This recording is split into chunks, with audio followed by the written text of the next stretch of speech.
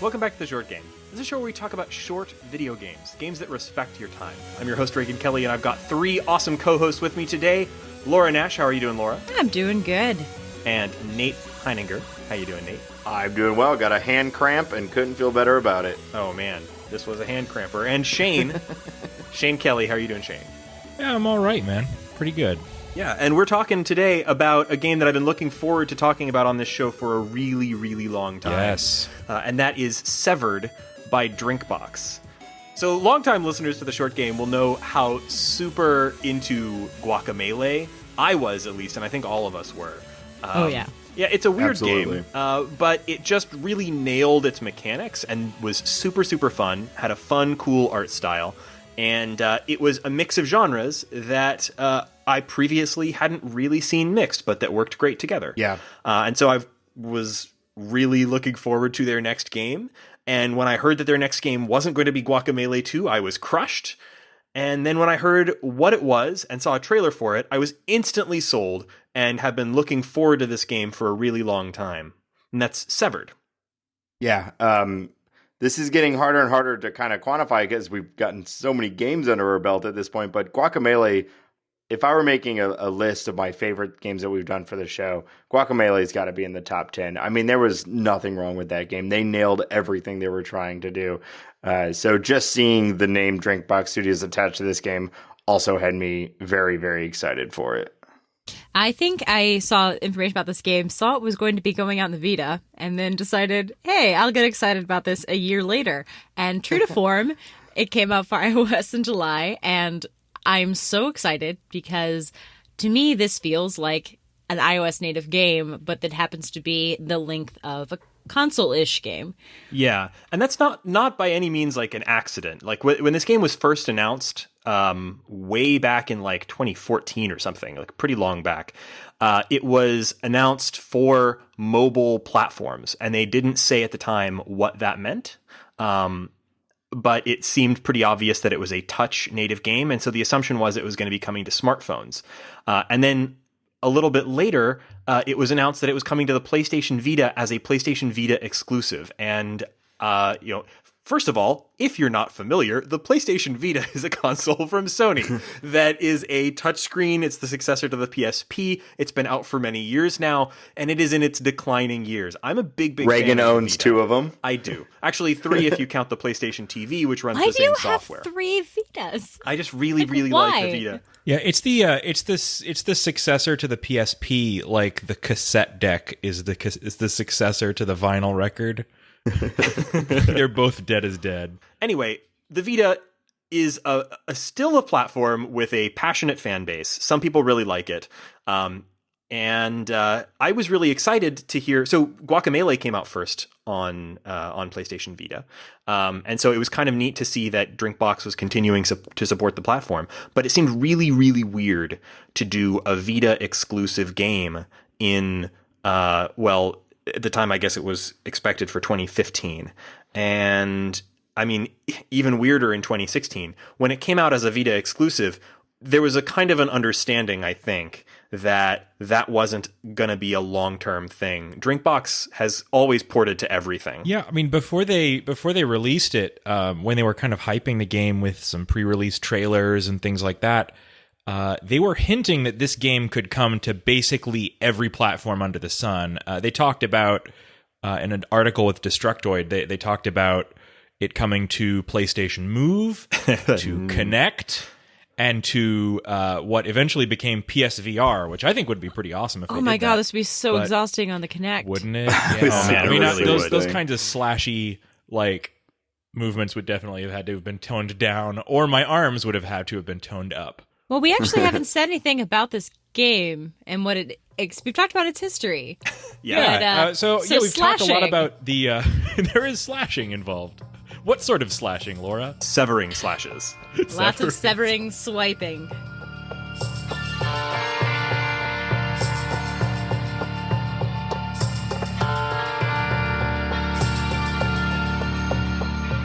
So Severed, you're playing this girl named Sasha, and she's having a terrible day. Terrible I think. Just a terrible day. We're all laughing, but basically her whole family's been kidnapped. She's lost an arm, and but someone does give her a sweet sword and is like, go out and take your revenge. So what you do is you just swipe your finger across the screen, and snicker snack, you defeat all your enemies. And what do you do with your enemies once you defeat them? You cut off their limbs. Payback's a bitch. Can I say that on the podcast? I'm not sure. Yes, you can. And it has that sort of cool combination of we'll talk about the world of the game, the art style of the game, which is really super cool, but just that core idea. This is a game where you're playing a one-armed girl whose arm has been cut off, and you're cutting off the arms of the monsters that are responsible, or at least getting in the way of your revenge and saving your family. Is a really kind of cool combination of mechanic and sort of theme and plot. And the mechanic is that, like, this is a swiping-based game. This is a touchscreen-based game. And so she only has one arm, and you're only touching with one finger, and it feels very sort of... The mechanic feels like it really marries itself to its... Ludonarrative consonance. Sure, yeah.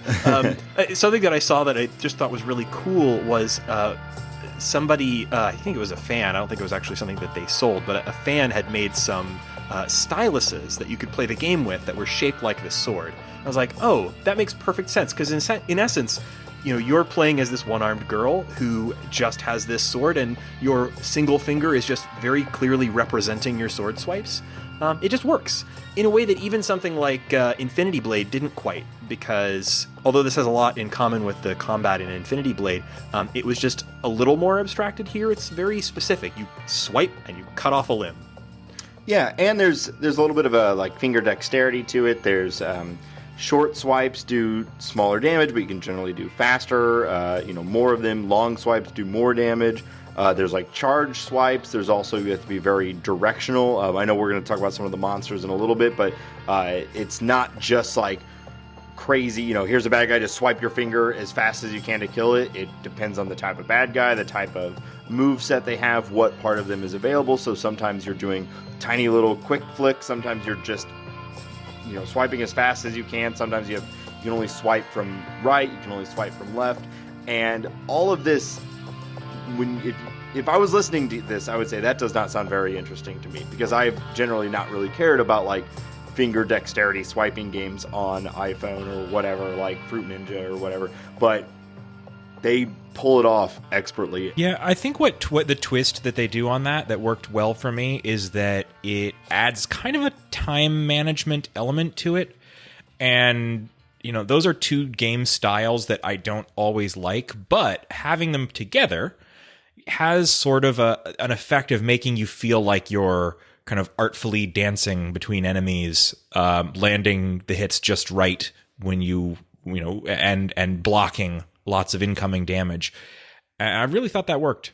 I want to do kind of a deep dive on the specific mechanics of this, because I think that's really what's most interesting about it. But before we do, we should probably spend just a quick second talking a bit more about the art style and the world of the game, because that's what really strikes you right off the bat. If you watch the trailer for this game, and I completely recommend checking out the trailer is it's some stirring animation. It's really cool. You immediately get drawn into this world, I guess. I was immediately kind of put in mind of the Persephone abduction myth. Yes. The descent into hell, yeah. Exactly. So she's been pulled down into the underworld, and so she's trying to find her way back out, and she's it was even more kind of driven home for me when one of the first things you do is eat some fruit, and you're eating fruit to restore health. Or at least, I think, when you're lucky, it's fruit. Yeah, but everything is all neon, and it's not the traditional hellish everything's red. Everything is that beautiful suite of pink and hot neon that we've come to love from our last, what seems like 30 games. Yeah, the official flag of indie game, the kind of blue and gold. I feel like this is sort of the ultimate expression of the Drinkbox aesthetic. Drinkbox has a very specific aesthetic. If you go back to their earliest games, things like the couple of Mutant Blob games they made, they do these very beautiful 2D games that have a sort of a very modern, clean lines kind of look and a cool color scheme. And that got even more dramatic. The color schemes got even more elaborate and interesting, and sort of specifically influenced by Mexican culture and aesthetics when you look at Guacamelee. And this takes that even further. It doesn't seem like it has a specific tie to any one particular culture like Guacamelee did. It has a sort of an art style and look of its own. It looks quite a bit like Guacamelee, but more so, more color, more detail, and just these sort of creepy designs to the enemies that look like they're rooted in some sort of mythology that's unique to the game. Yeah, and you're walking through it rather than alongside it. With Guacamelee, it's all side scroller. Yes. With this, it's first person. So you are going through the woods, you're going through the castles, through the caves. And you mentioned creepy. There's so much in this game that it gave me almost like a Rick and Morty sort of feel, where I'm just like, oh, this is gross. Like, like an example, like the doors. Some of the keyed doors, we haven't really hit on like the dungeon crawling aspect of it, but there's a lot of find the key so you can open the door. Yeah, very sort of Zelda-inspired dungeoniness, but in first person, which usually that sort of dungeon gameplay doesn't really work in first person. Here they've managed to make it work. Yeah, and so like the door is like a closed mouth, and you have to go and find this like or even worse, some sort of horrible closed-toothed sphincter. Yeah, like orifice. Sphincter's the only word for that. I think that's you the have to best get a key word for that it. looks like a sphincter. Yeah, and you have to go and find that, and then you just like plug it into the hole, and the mouth opens, but its teeth are like still kind of lining the door, kind of flapping at the edges. Yeah, in a gross and I'm just way. like, I don't want to go through that. Like, even when you get the key, you're like, oh, and like there's and that sort of horror. I mean, right from the very beginning, like seeing the poor Sasha after whatever calamity happened to her house and home, seeing her look into the mirror the first time and seeing her with her bloody missing arm, just the body horror of that is, even though it's sort of this stylized art, it's still kind of disturbing. It's disturbing, but also beautiful. The whole style kind of combines this sort of Cronenbergian body horror with this almost like Aztec ruin aesthetic, and just sort of drenches it all in like neon fish tank accessories.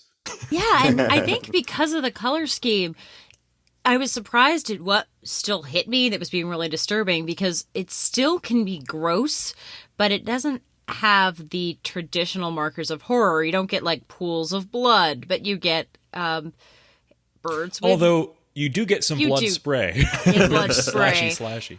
You get plenty of, Fruit Ninja had fruit spray. This has blood spray. Yeah, or like a bad guy that's like a little hardened creature that sprouts fungus. And if the fungus gets too big, you get like spored to death. But you can slash away the fungus. Than anything else, yeah. Yeah, you're just I don't know. It just gave me this whole like, ugh. Like I was never really scared in this game, or there's definitely some suspenseful moments because of the combat. But it's more like eerie and gross most of the time, and gross in a very unique way. It has a very sort of like through the looking glass kind of feel, where like nothing, you're clearly stepping into, some kind of bizarre underworld where the rules that Sasha understands don't apply, and she's just having to sort of claw her way tooth and nail through this series of dungeons to rescue her family.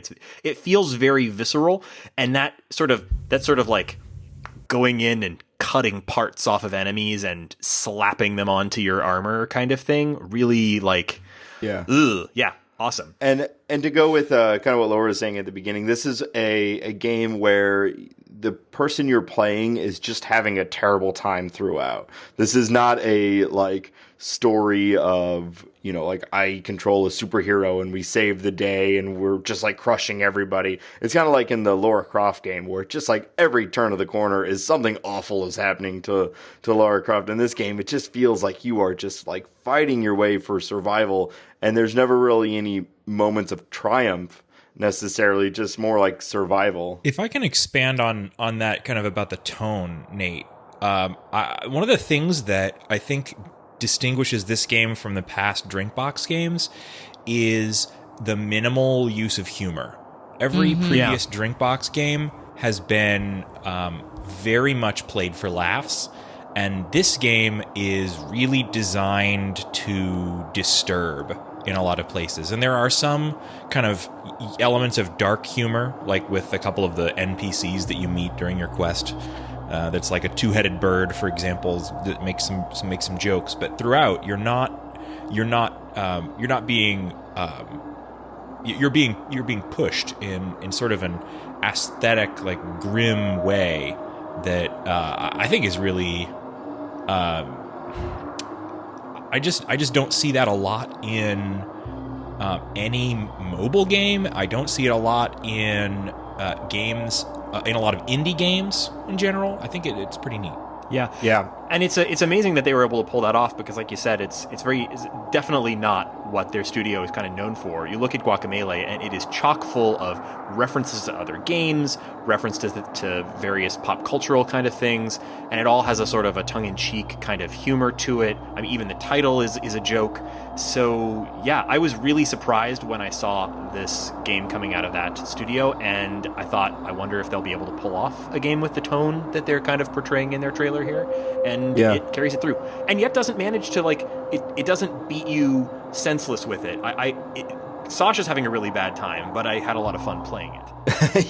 Yeah, and with that, kind of on that, I love mobile games, iOS games. It's where I spend a lot of my gaming time, but I also very rarely play a game for more than maybe 15, 30 minutes in a session. I have a hard time with the staring at my phone for that long.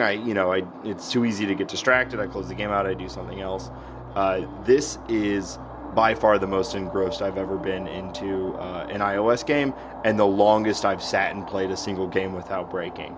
I played this game for like 4 hours straight, and I don't even generally do that with games on console or computer. Like, I was so deep in this game on one day. I had to, I was joking about my hand being cramped. Well, it's because I'm holding my like claw grip in my iPhone with one hand and, have my other hands for swiping. And then also I had it plugged in because you can't iOS game for that long, So like I'm just like locked into this game. And I think it is kind of that the tone and the really, really interesting combat that like locked me in more, unlike any other iOS game had locked me in before. Let's talk about the specifics of that combat for a bit, because it is like I've played other games that had what on the surface of it sound like the exact same mechanics. You look back at the Infinity Blade games, which are popular, and a lot of people really like those games, but for some reason they never quite clicked for me. I've never completed one. They're both games where you're swiping to swipe with a sword. What about this game made it so much more engaging, or at least for me anyway? I found it way more engaging. What worked about the combat for? Maybe we should start by just sort of describing some of the details of the combat. I think we've kind of touched on them, but you're as you progress through your dungeon, the dungeon is kind of divided up into rooms. At any time, you might enter a room where there are monsters. Although you don't always know that the monsters are there beforehand. And when the monsters attack, you enter a sort of a combat mode where the monsters might be surrounding you on all sides, up to 8 sides. And you have to swipe between the monsters, or tap between the monsters. All of the monsters have timers, and those timers are kind of counting down to their next attack. And depending on the type of monster, that timer might be going very quickly, or it might be going very slowly. It might have small, weak attacks or very strong attacks, and you have to manage your time and sort of switch between the monsters to, keep plates spinning and attacking monsters, in a variety of different ways. Yeah, and every monster's attack can be parried one way or another. There's kind of two, I would say, types of attacks that monsters have. They're either charging up an attack, and you can basically kind of like deflate the charge by attacking them, or they're going to attack no matter what, and you have to be there in time to stop, basically block the attack. So you're flipping back and forth, managing these timers. Fortunately, there's maybe like 8 different types of bad guys. Now there's a lot of variety in there, but like you learn, okay, this guy, the mushroom guy I was talking about, he's blocked. Its only exposed point is this eye in the middle, but it's normally shut. And its timer is that this fungus is getting bigger and bigger and bigger.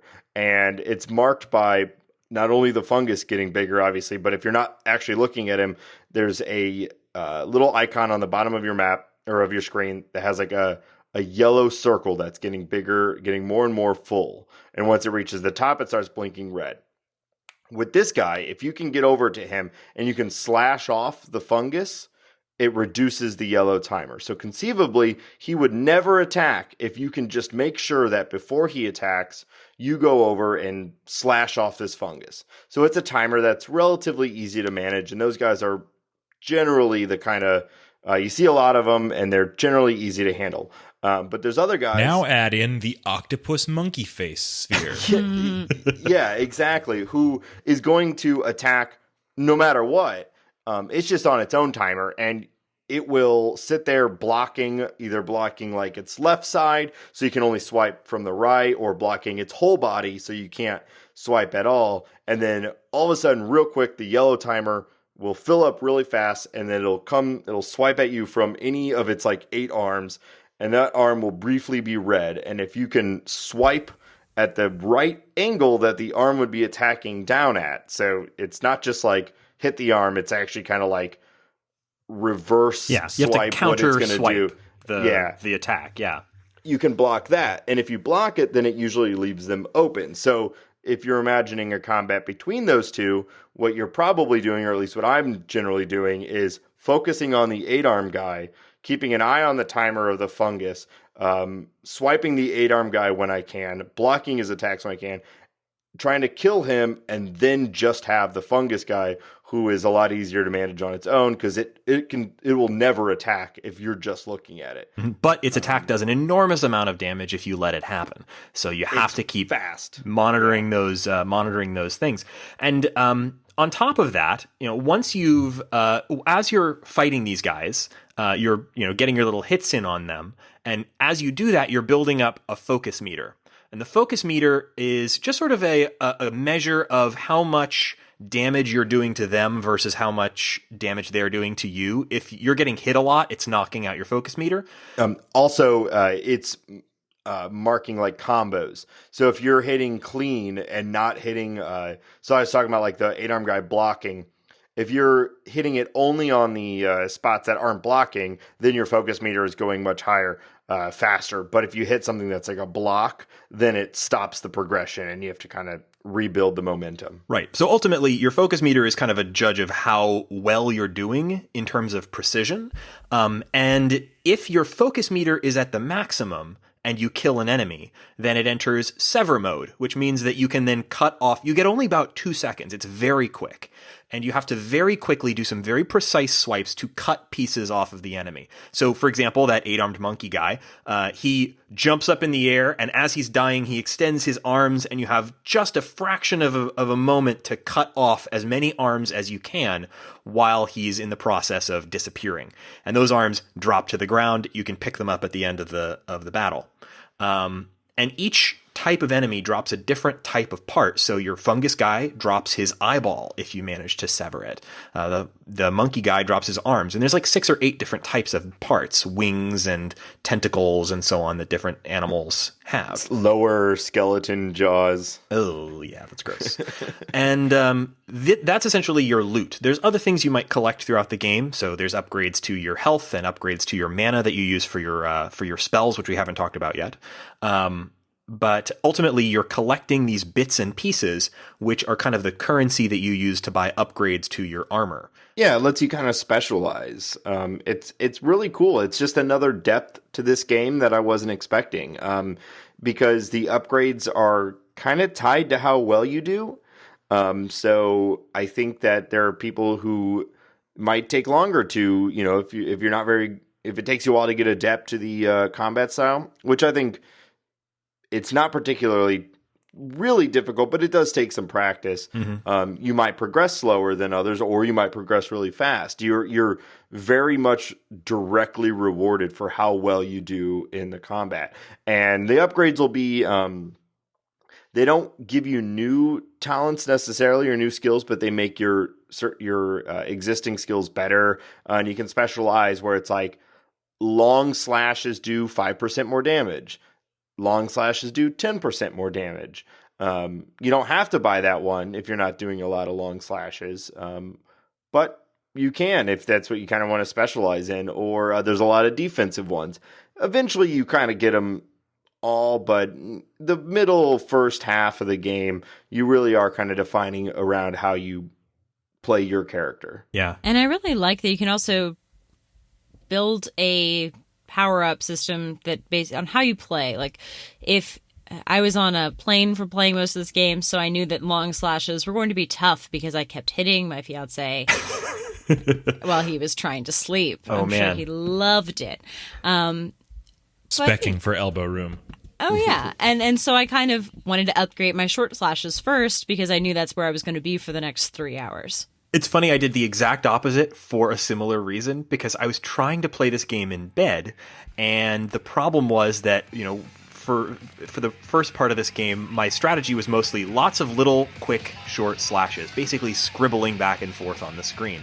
But the problem was that when I would do that, I was shaking the bed so much that it kept my wife awake, and I was trying to play. So I would literally had to get out of bed. It was late at night. I really should have been sleeping, but I got out of bed to play this game.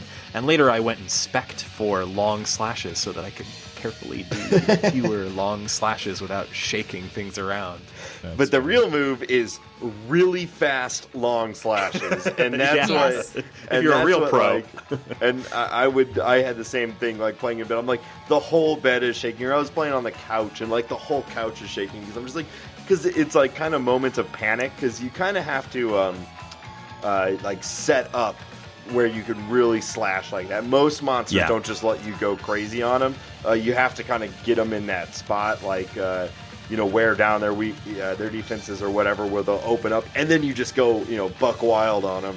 And I'm just my whole body is shaking. My audio probably is all over the place right now because I'm shaking as I'm trying to describe this.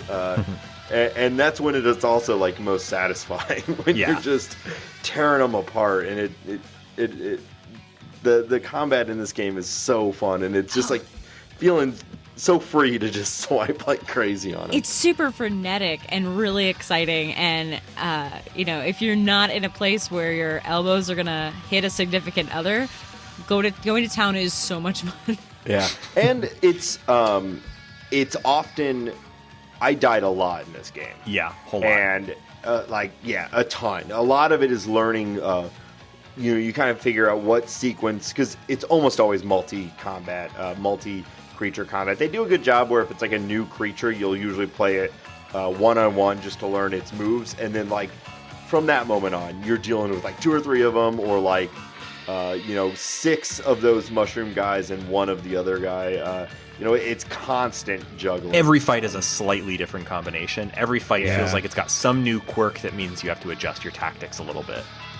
I agree. I think that the fight design and the dungeon design both had a really nice build to them.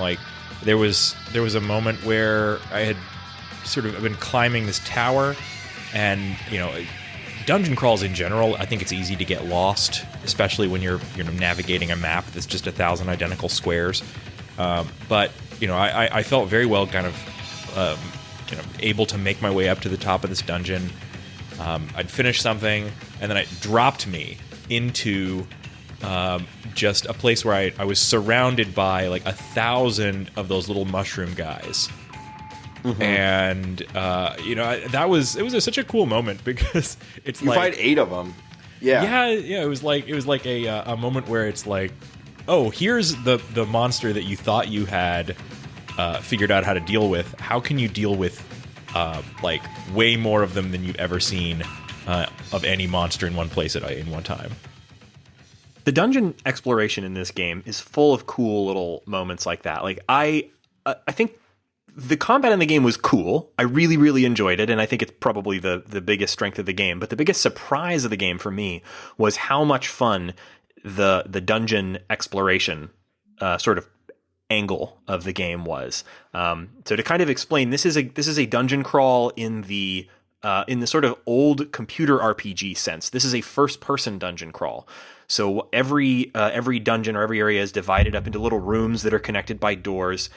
You can get a 360 view, a first-person 360 view of each of the rooms, and some of them are really colorful and interesting. They have little interesting decor and whatnot. But for the most part, each area has a kind of a look, and most of the rooms look pretty similar to one another, depending on their layout. And you're just tapping to move, or in the PlayStation Vita version, using the D-pad to move around these dungeons. And I've played other games that kind of have that kind of dungeon crawl, and they never really 100% worked for me. A big example would be, Shane, what's that one we were talking about earlier? The very much more realistic looking one on iOS and Grimrock. Steam. Grimrock. Legend of Grimrock. Yeah. That's a much more complex game where you've got a full party of kind of dungeoneers to manage, and it's much more of a Dungeons and Dragons inspired kind of early dungeon crawl video game, kind of rebuilt. This is, I think, much more stripped down and nativized to kind of a touch UI sort of from the ground up, and it's a much better fit. This game has some puzzle elements. They're on the lighter side. It's not as if you have 13 different things in your bag that you can shoot arrows at or slide down, but like Zelda, they tend to be a lot of hints at what you should use. I've never worried about if I secretly had the thing in my bag the whole time or in my basket of tricks. I looked at something and knew whether or not I could figure it out somewhere in this dungeon or find it later. It's really good at hinting that way. And that's something I love in a dungeon crawler because I get lost very easily. And I really heavily rely on maps that tell me where I've been. So something I really appreciated is this map, like Zelda, tells you kind of extra indicators. If there's something you need to flip and you find a switch, it'll tell you where that switch is. So you can go back to it. And you don't spend 20 minutes trying to find where your switch is. It's actually more indicators than Zelda, which is something, especially in a game like this, that wants you to keep going back and revisiting parts of the dungeon as you get more power-ups. I loved that aspect because my poor navigation deficient self could really quickly zoom through a level and find what I needed to do to unlock the next step. Yeah, coming from Hyper Light Drifter, a game we did very recently, I found this map to be a breath of fresh air. It was a godsend. Yes, it helped me immensely. Almost to a fault, because I often found myself when I'm traversing from one area to another, I would actually just be kind of looking at the little mini map and just hitting forward, left, right, instead of actually like kind of looking at the the world around me. That's true. And if anything, like that is a bit of a fault in the game. Its map is so detailed, and its secrets, mostly, some of them are very well hidden, but most of its secrets, quote unquote, are pretty well signposted, that, you don't really get that I have to hunt through this dungeon for every inch of clue that I can find kind of feeling that you do in some games like this.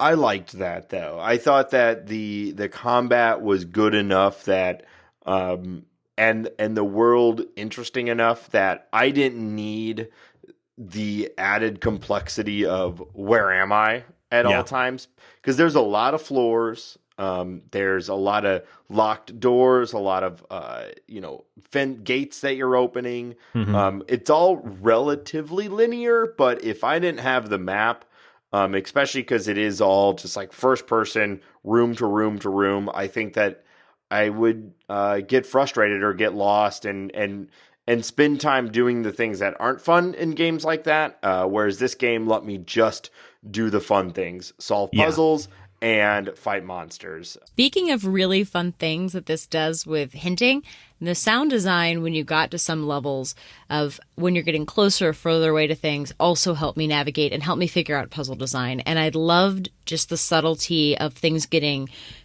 spookier and spookier as I creep down a hallway, or the notes as I'm slowly dying, which you will do quite a bit. If you're, there is a casual mode. I was playing on normal because I was reviewing, but I probably would recommend this to people who don't play games very often to do casual mode. Dying is not a huge penalty, though. Yeah, that's something I really liked about it. That when you die in this game, and you will probably die a lot, you almost always reset just before the fight that you died in, and you can jump right back into it and give it another try. And with a lot of the harder fights, I would sometimes have to do that 8 or 10 times. But that felt fun because every time I felt like I was finding something out about how these enemies behaved or how best to approach them. So it is a really forgiving game for a game of this type. It doesn't.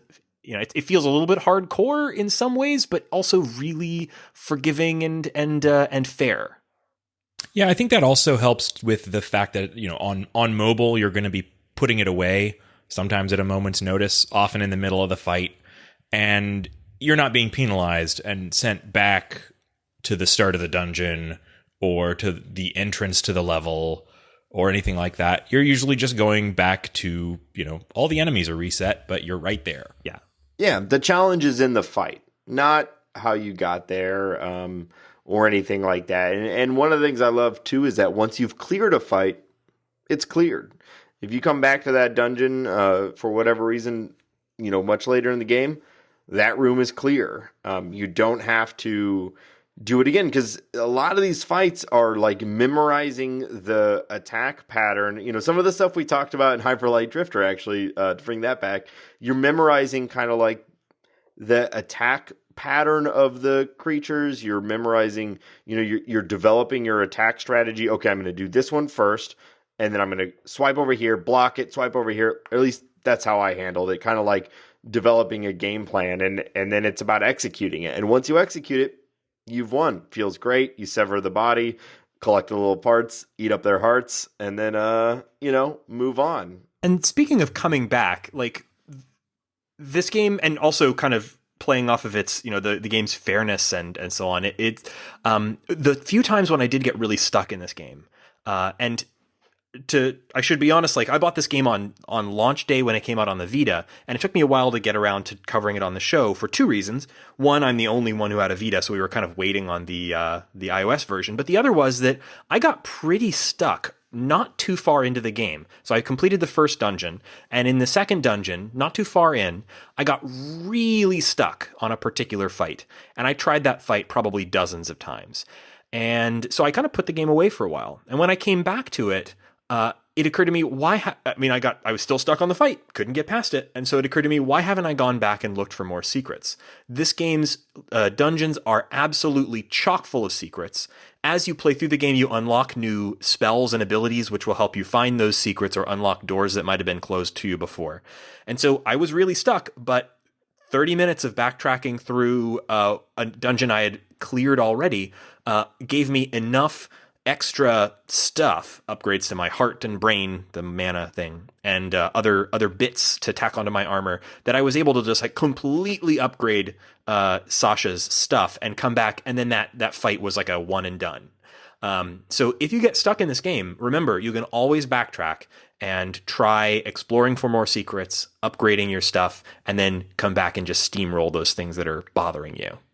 In a way, it's like a Metroidvania. One of the only other connections I would say it has to Guacamelee, because it like we were talking about, it like signposts. There are doors in the very first dungeon that you can only unlock with a spell that you get in the last dungeon. Yeah. Those sorts of secrets are very signposted. There's also much more tricky to find secrets that feel very rewarding and give you big payoffs. But some of those basic secrets are very much there to just remind you, hey, go back to that dungeon you saw before. You remember that symbol you saw on the wall? It's the same symbol that matches up with this new spell you just learned. Go back and try that there. That kind of thing. And to drive the Zelda connection home, there are plentiful pots for you to break. And yes. it is, Oh, yes. it is satisfying every Except time. instead of hearts inside, they have all manner of other organs and giblets. Yeah. Because who doesn't want to smash a pot and get some giblets? And it feels great. The sound Smashing is pots great. is never not fun in video games. Yeah. Every video game, like Mass Effect, ought to have clay pots in the hallways so that you can smash. Everything ought to have clay pots around. Have you actually ever smashed a clay pot in real life? No. On purpose? You Why aren't we should. doing this? I think they actually have like stores where you can go to break pottery as like a thing for entertainment and stress relief. There's things called rage rooms. Yes. And that's that Houston you has go- one. You Yeah. can smash printers and Oh man, old computers and TVs and things. wow, that's cool. This show's sponsored by The Rage Room. They've depleted all of Houston's like thrift stores of their old electronics, which I think is a tragedy, man. But hey, people gotta let their rage out somehow. And we do it by swiping. Swiping. Wipe away.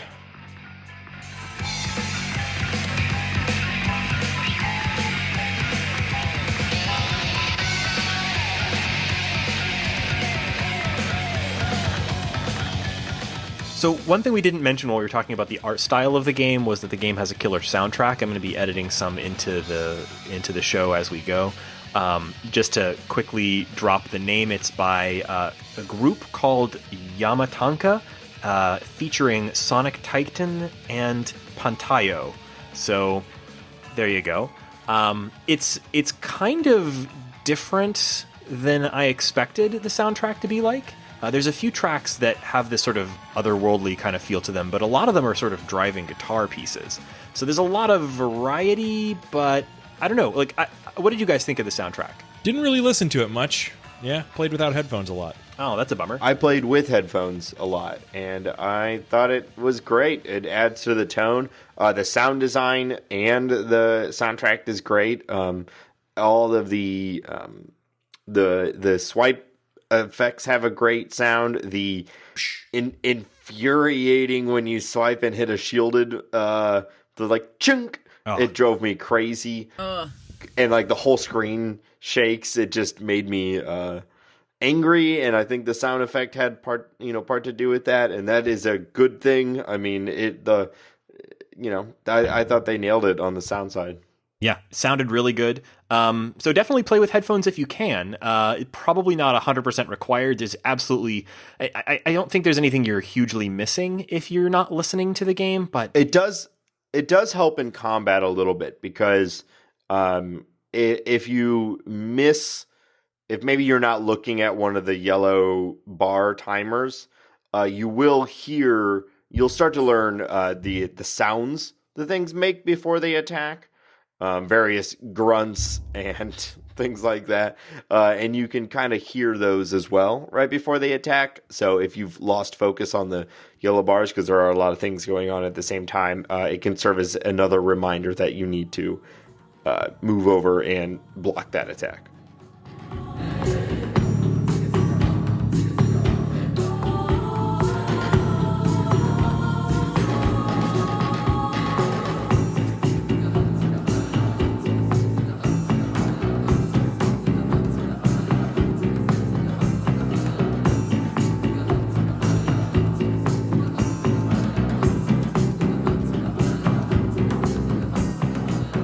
I don't know if this happened for you guys. The only thing that gave me some trouble sometimes, and this could be totally on me because, it's kind of a skill game to a level, but at least on my iPhone, I had some difficulty every once in a while, and it caused some frustration where the icons for the spells are really small on the kind of like right side of the screen. So I would try to cast a spell and then end up actually just swiping to the right and moving to another monster, and it would like blow the whole battle, because some of these you kind of have to execute like perfectly. I think that's like one thing to recommend the PlayStation Vita version over the iPhone version, and that's that it uses the D-pad for most of the movement. So when you're moving around the dungeon, for example, you can swipe on the screen to turn left to right, but walking forward and backward is on the D-pad, and you can turn left to right with the D-pad as well. So like you can look around, but most of the movement is the D-pad. Same thing goes for the battles, which is very precise. You can hit the left or right on the D-pad and instantly turn one enemy to the left or the right. And there's also other ways to do it. There's you can tap on the icon at the bottom of the screen representing that enemy and switch directly to that enemy without having to turn a bunch of times. But that kind of like I played a little bit on both devices, and some of the combat and other stuff felt a lot more precise when you had a D-pad that was separate from your on-screen swiping for combat. And there's a possibility that icon tapping thing that you just described is totally how it works on iPhone, and I just never tried it because I didn't expect it to work that way. But that definitely works on the iPhone as well. It's the fastest way to do it. Yeah, I was swiping every single time to move between creatures. So again, could totally be on me, but that's the only time in this whole game where I was like, this feels frustrating rather than as smooth. It's really rare for me to find a game that works in short or long sessions, and I wouldn't say that I will be picking up Severed for 2-minute intervals waiting for a bus, but 5. I think you can get through a battle or two, and you know when you're going to run into an enemy. It's not as if like a troll's going to pop up out of nowhere. Yeah, and I really liked all of that planning. It felt very good for a mobile game, to be honest. Yeah. This is a really solid sort of... This is probably the last... I wouldn't call this a AAA release. It's an indie game, but it's probably the last serious game targeted at the Vita by a Western developer. And it's also one of the best examples of an indie developer putting out something that feels like a full-fledged, packaged... well, not physically packaged, but you get the idea, like full-fledged game release on mobile. And the difference in price is kind of surprising, but it kind of, I think, explains why this game is, why they started on the Vita, even though that's a platform that's going away. Makes me a little sad. This is a download on the PlayStation Network for $15, $14.99. It's on iOS for the princely sum of $6.99, and it's on sale right now, only a month after its release, for $4.99.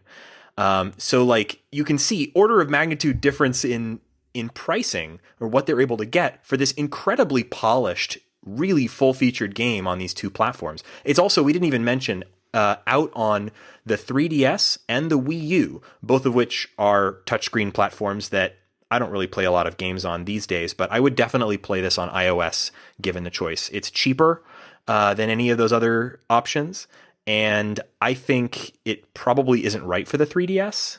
I just don't think this is really, like, the art is too pretty for those small screens. Yeah. I don't know, to me that feels the same as the Vita. Well, I don't know. The Vita has like a nice, pretty 720p screen. It's much more on par with the iPhone. More. Like, I really like the screen on the Vita, and this has really pretty art. It actually looks slightly better on the iPhone because of the higher resolution. But like scaling that down to the 3DS, like those things have like 320 something pixels on the screen. They're really low resolution, and I think you'd be losing a lot of the cool detail. But the Wii U probably is a great platform for it if you prefer that. If you want to play it on another dying platform. God, these guys have a really, they really know what they're doing. They're releasing it on the iPhone, where you can't make any money, and on 3 platforms that nobody has.